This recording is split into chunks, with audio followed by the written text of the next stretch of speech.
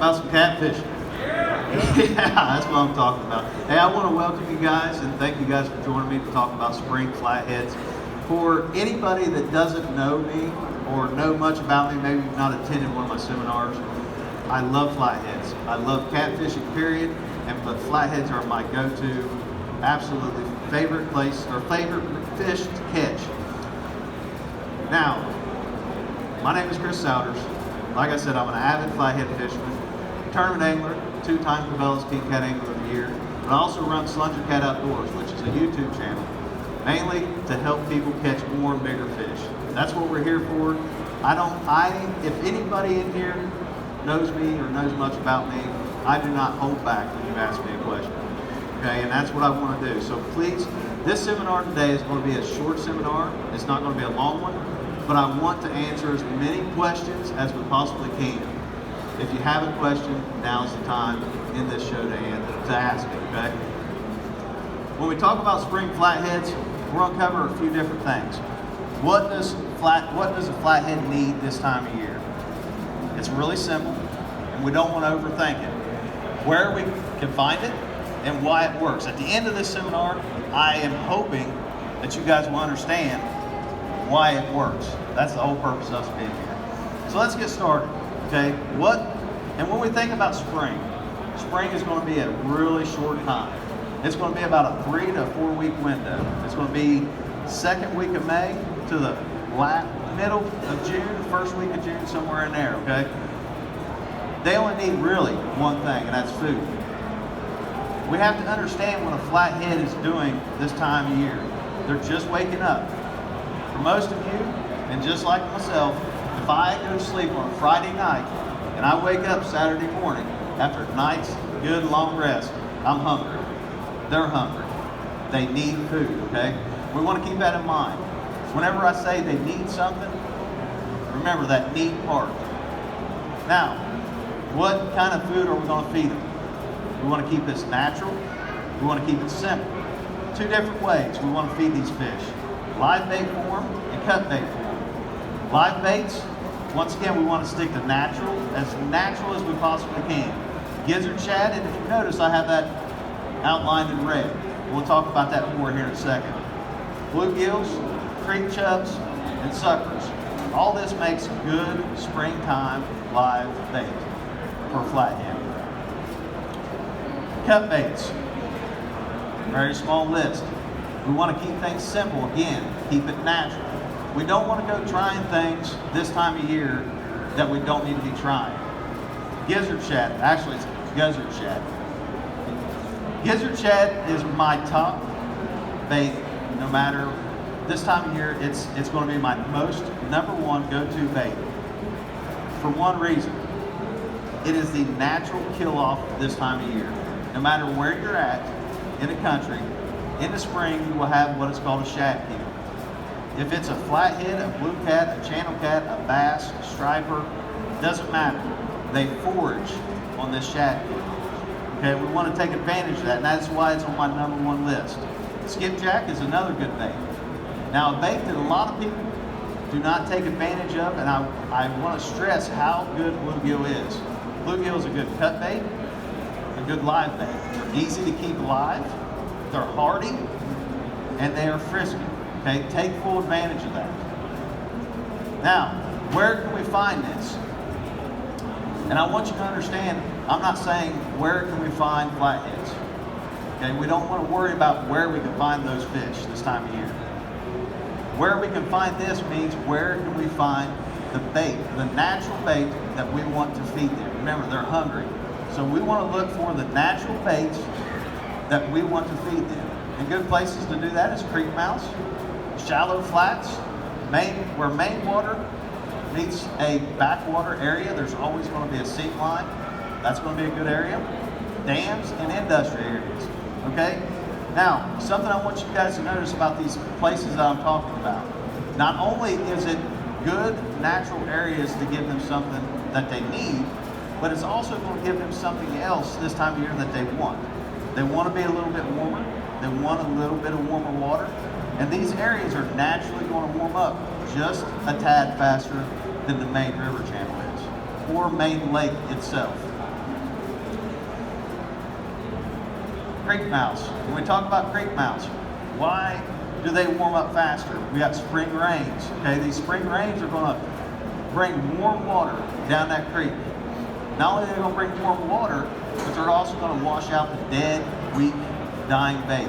They're also going to bring in worms, insects, which is going to attract all other types of bait fish. That bait fish is in turn going to attract all types of other predator fish. And it's going to create a feeding frenzy in a small, little form area. And you see what I have circled in a red circle. These areas that I'm talking about will be all circled throughout these diagrams. Now, when we fish a creek mouth area, if you notice, I'm not going way up or way below. The old creek that ran out here before this river or lake, whatever you may be fishing, that creek ran on out farther. And if you look at the diagram and read the river, how it comes out, there's going to be some sort of hole or structure area right around that, in the middle of that circle. That's what we want to concentrate on first, okay? But if we fish this area and there's nothing, we don't catch nothing, we don't just up and leave, because in this area might hold the bait. As the water comes out of that creek and into the river, it's going to create a seam right down through there. That seam is going to hold that bait. So the bait may be up farther or down lower. We want to check both those areas, okay? Remember, we're checking for the bait, not specifically for the fish. We'll find the bait, we'll find the fish in these areas. This is a screenshot of 5 big flatheads. This is a shallow flat. Okay, this is shallow flat fishing at its best. And when I talk about shallow flats, I'm talking about 2 foot to 12 foot, okay? Once it gets down into the 15 foot or deeper range, that's just regular depth fishing for me. But a shallow flat is going to be 2 foot, like I said, 8 to 10 foot. As you can see, these are 5 big flatheads laying on this shallow flat.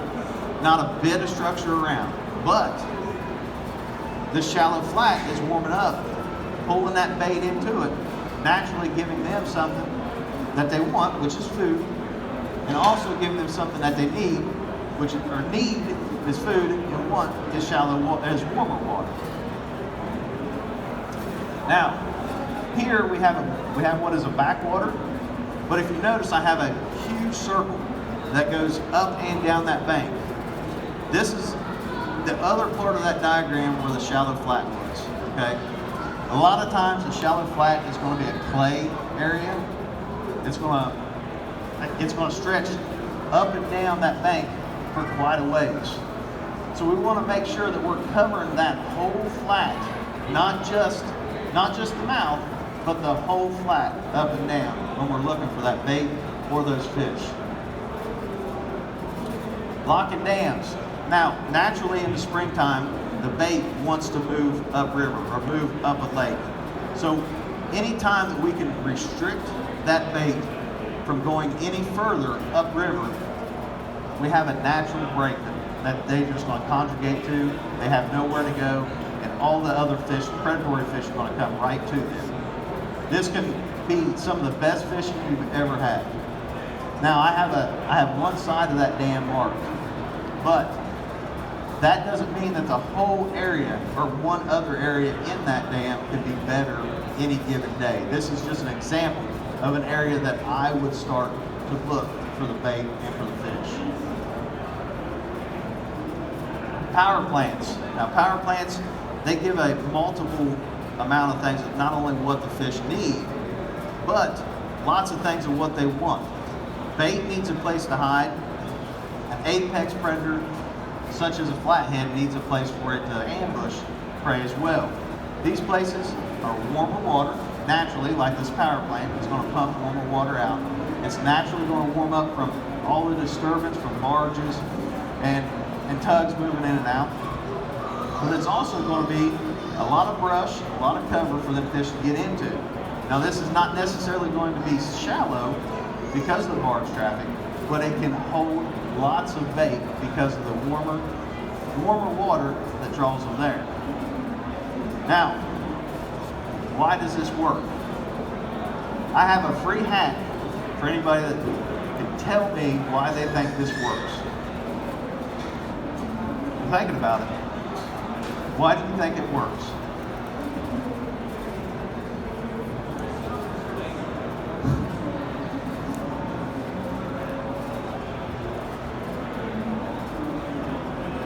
Okay, his answer was warmer and deeper. That's not right, but you're still going to get a hack. Okay, so naturally, remember, at the beginning, I said we want to do things, we want to fish with natural baits. Now, we want to present this in a natural way. Anytime that you go against Mother Nature, she's going to prove you wrong, okay?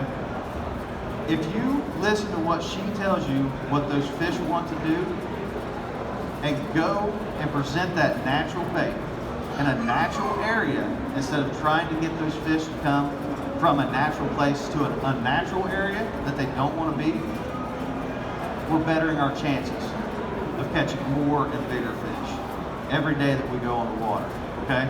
So remember, this spring, whenever you guys go out and try this, that we want to stick with those natural baits, but we want to present them in a natural way, which is 99% of the time anchor fishing.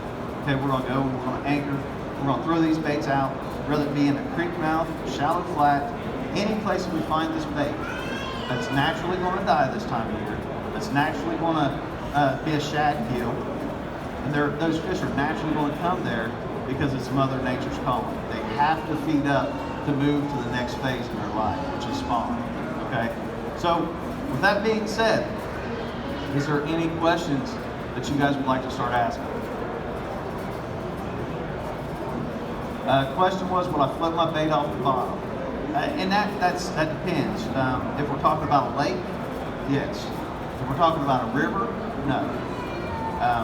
As far as leaving a float on top of the water and letting it just float around, oh yeah, absolutely. And so his question was, would I use a cork or like a demon dragon to float the bait up a little bit? Absolutely, and it's going to give it, that's going to depend day to day.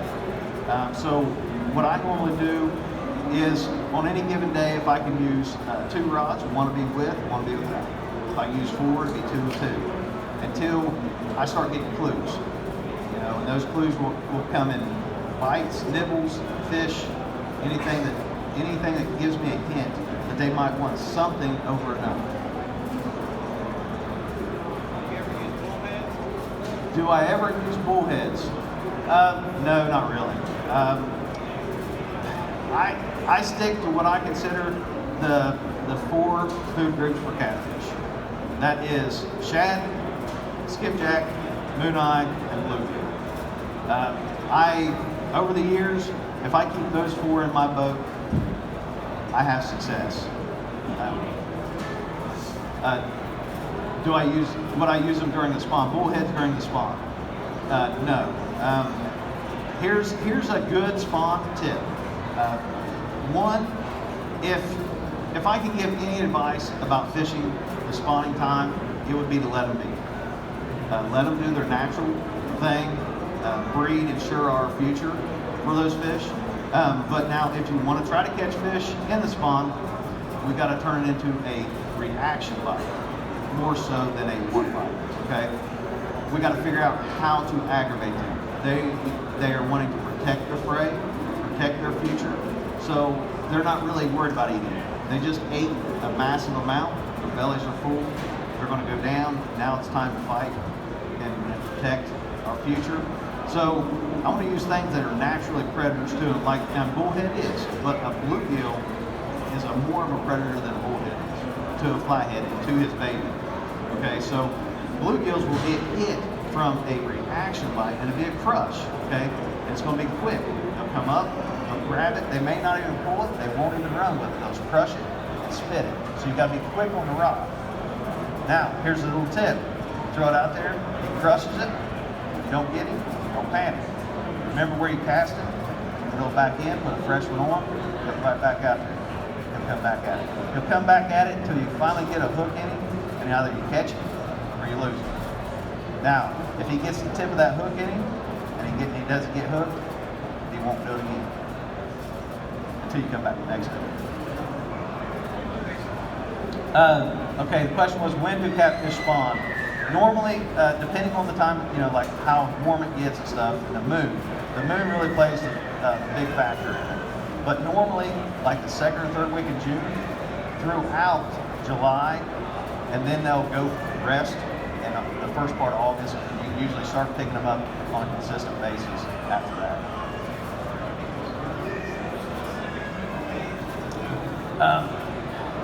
Okay, 70 to 72 on the water, and as soon as the big moon comes up. It's like, it seems, the question was, do they start on specific water or moon? And 72 on the temperature, but when that big moon hits, it seems like it's like you can catch them the day before big moon.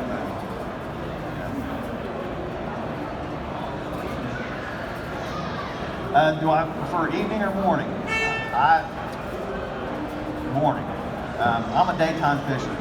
I really don't. I hardly ever nighttime fish. I just prefer daytime fishing. But that morning bite is so important. That 5 to 7:30 can be phenomenal. Those fish, they're not real hungry because they've been eaten. Especially if they're moving from a flat down to their structure where they're going to lay at during the day. But they're still hungry enough to say, hey, I would like to have a snack before I go to bed. And you can really catch a lot of big fish that time of day. Do I catch them on floats? Now, are we talking about river or lake? Okay, if we're talking about river, yeah. Do I catch them on floats on river? Now, are you talking about like a floating it down the river, or a float off the bottom, hold the bait up? Yes. So whenever it comes to that, if you use that float with rattles, and it doesn't matter whether it's a demon dragon, a peg float with rattles, it doesn't matter. You put a live bait on that can make the difference on any given day.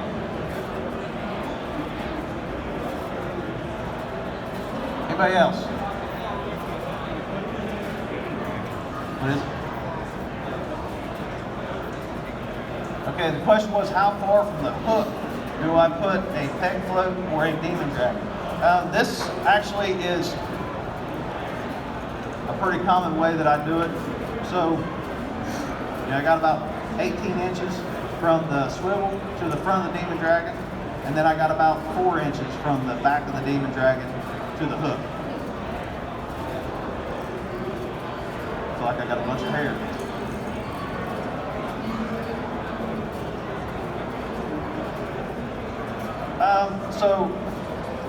He was asking about the collar demon dragons. When it comes to collar demon dragons, I'm gonna be honest with you, okay? Because I don't lie. I can't lie. I've never been good at it. After a certain depth, it doesn't matter. They see gray, okay? What matters and what what matters is the noise, okay? A flathead is a very aggressive predator, and I love my dog. I got a little 4-year-old, and if she was sitting there rattling that, just rattle, just kept rattling, one, two things will happen.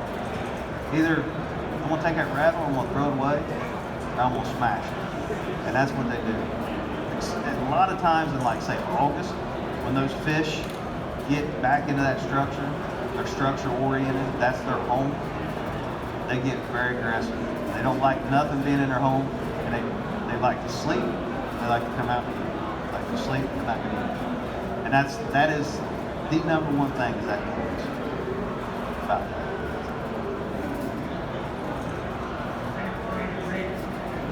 Do what?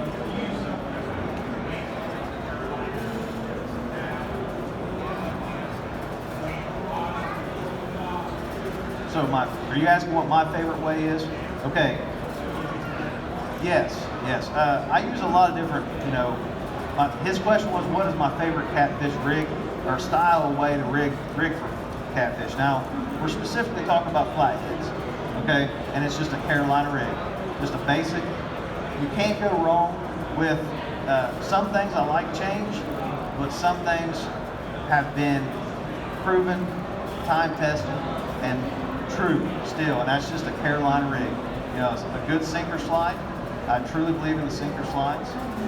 Just a barrel swivel. Now, something I want you guys to keep in mind when we talk about barrel swivels is get a barrel swivel with a good pound test rate.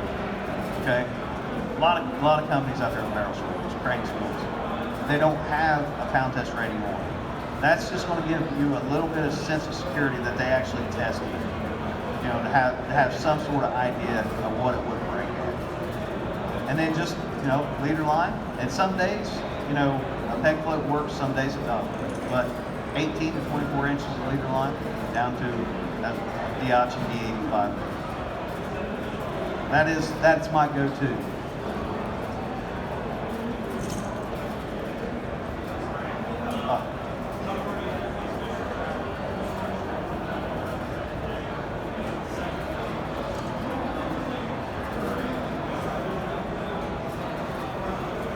Okay, so the question was, if a flathead stays in a tree at night or in the evening, whenever he decides to feed, how far could he travel, right?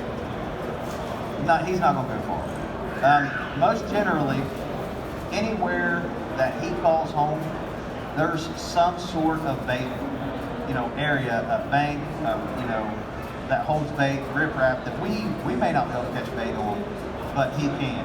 And it may be just, it may be just 10 foot, you know. But if he's actively feeding, he can be as far as a 100-yard circle. You know, there's times, and a lot of people think, you know, may think I'm lying, and I don't, you know, that this is not true what I'm getting ready to say. But if a tree like this table behind me is what you want to fish, there's been times that I've caught the same fish that I would have caught on that tree in a day on the bank 50 yards from that tree. But I know that if I want to target him and I went there during the day and he didn't eat, that good odds was at night he's going to move up. He wasn't feeding then, but he's good odds that he might come up there and feed later in the evening. And the second part of your question was,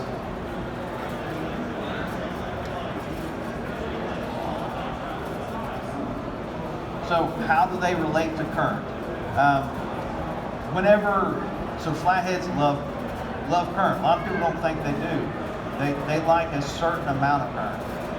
Particularly my favorite time to fish for them is like 1 to 1.5. Once you get over that, they kind of move out, move away from where they was at, looking for that particular speed that they liked. Okay, but in the springtime, when they're moving, they're not too worried about it. You know, like once again, they have one thing on their mind, and that is they have to feed to go to spawn, and that's what they're doing. And now in the fall, it's kind of the opposite. They're taking their time going back to wherever. 9 times out of 10, big flatheads will go back to the same place year after year after year. They'll go to the same place to winter. They'll come back. If that tree or area is still there, they'll come back to that same place every year. And that's what they call home. And normally, if it's August, that's his home. You know, if you go there and you catch a huge flathead, you know, I'm talking 40, 50 pounds off that, there's nothing really else around. Yeah. Question was, how do I hook bait as far as live bait or any bait in general? Live bait, so I use my thumb as a demonstration. This is shad head. I'm going to hook it just right through the bottom and just right between the eyes, but more towards the nose, and just gently put it through its nose. Now, if I notice that, say I throw them out there, I got 2 or 3 live baits out there, I get good, you know, pull downs on them, but no hookups, I'm not going to leave that area. What I'm going to do is I'm going to reel those baits in, re-hook all 3 that I got good takedowns on back to the back, right behind the tail, and I'm going to throw them back out there. Depending on the day will depend on how he eats that bait. one day he may eat it head first if he's very aggressive, and the next day he may just come up behind it and just kind of, gnaw at it. And you can always pitch it right back out there, and if he's still